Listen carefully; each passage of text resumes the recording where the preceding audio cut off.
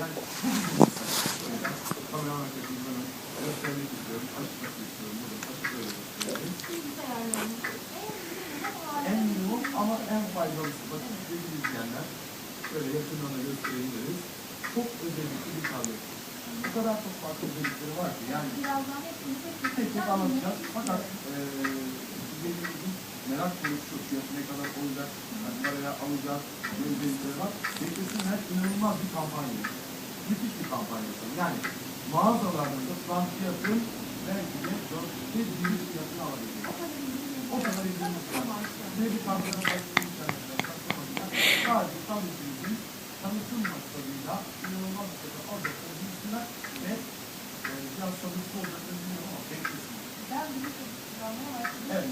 Birazdan zaten ben kampanya başlasını söyleyeceğim. O ekonomi numaraları aramaya başlayacağız ama şimdi bilsiniz. Yani biraz bekliyorsunuz. Ürünleri yükseltler birazdan aktif olacak. Bu kampanyadan ayrılacaksınız. Şimdi tabletimizin en büyük özelliği Android 4.4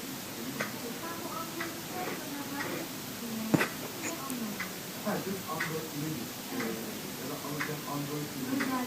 Bazı bilmeden orada Android diyoruz ama Android ne? O da normal.